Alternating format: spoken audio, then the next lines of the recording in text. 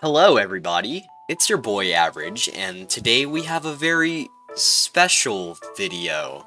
If you were ever on the internet during the year 2020, there is a very likely chance that you ran into a little indie rhythm game called Friday Night Funkin'.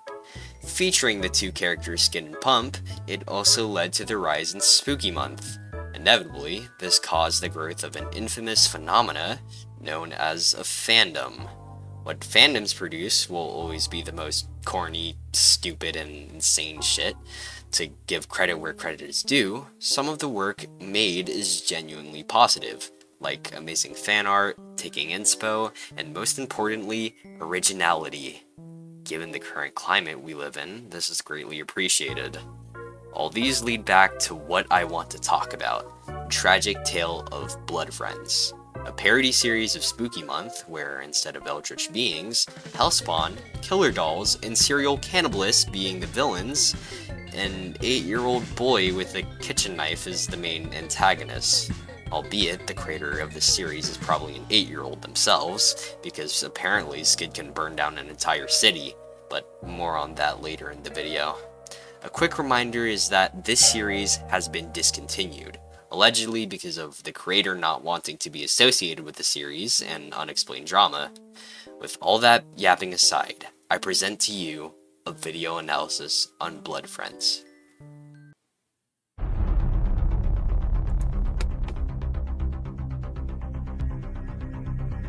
Oh, oh my god. Bro, what is happening?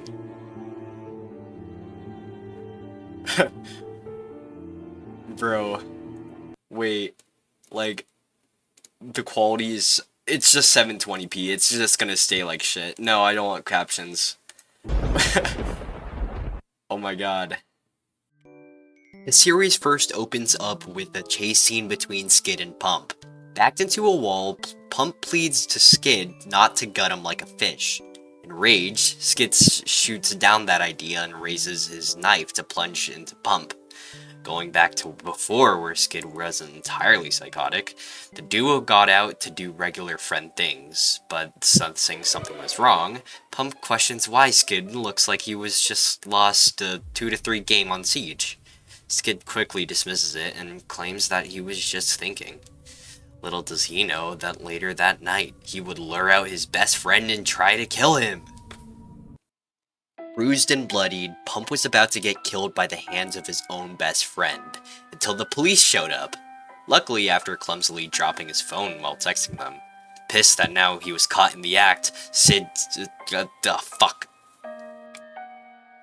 sucker punched Pump until he was finally taken away. 4 months later, Skid's crime was published in their local newspaper. Now rocking a new eye patch, Pump develops a gadget that would prove to be very useful later on. To celebrate, he treats himself with some brown sugar milk tea and cookies. Suddenly, a warning flashes onto his phone, reading that a prisoner in a skeleton costume had escaped jail and murdered 3 cops in the process. Distraught by the news, Pump then reminisces on how innocent Skid used to be. Deeming that it's no longer safe to stay in his house, he decides to pack up and move to somewhere safer, carrying a combat knife, a hamstring bag, and his new trinket. For whatever reason, he decides to venture out in the middle of the night, encountering Skid once again. At first, Pump doesn't recognize him, only fueling Skid's rage and desire to kill. Now at a standoff, Pump quickly formulates a plan to use his invention, which is planting a tracking chip inside of Skid so he can accurately pinpoint Skid's whereabouts at all times. Skid then lunges at him, but Pump knocks him unconscious, allowing him to execute his plan. Taking advantage of his time, Pump flees to Rose Toy City, where he will take shelter in. After getting a room, Pump declares that he will restore his friendship with Skid.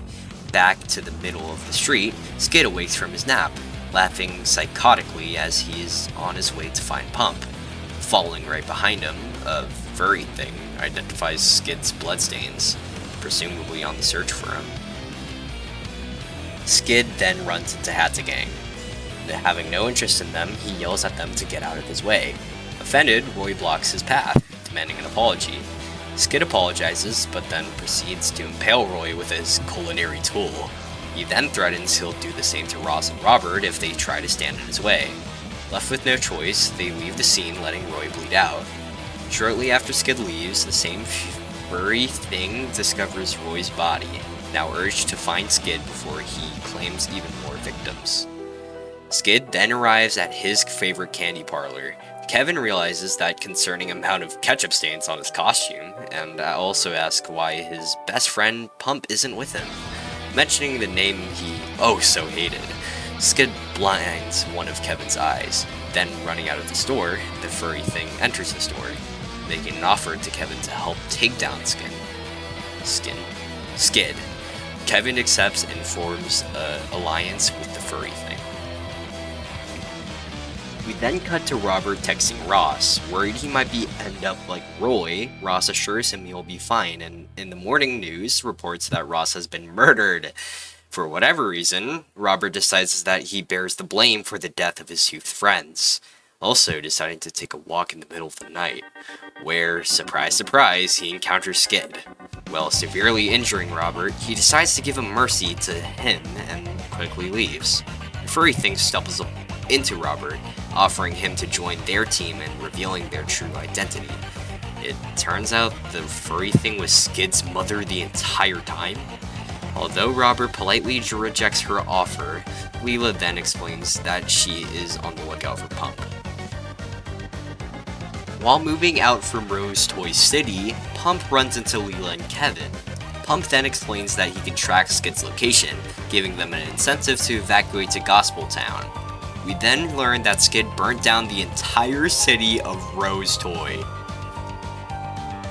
Team makes a stop to rest before continuing their journey to Gospel Town. Pump then started having a voice speak to him. For the most part, he ignored. While Leela had trouble booking a room, the same voice kept trying to get Pump's attention, luring him with a blue flame. The voice then reveals himself to be another furry thing, giving Pump advice in a mysterious flask. As Pump tries to go to sleep, the furry thing states his intentions of helping Pump, although very skeptical. The series then ends with Pump wanting Skid back.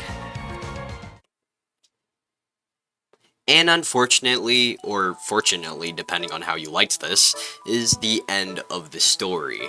Although not having a conclusion and seemingly stopping in the middle of things, I personally enjoyed watching this series. Even with its poorly drawn animation and questionable dialogue, it's still something to appreciate.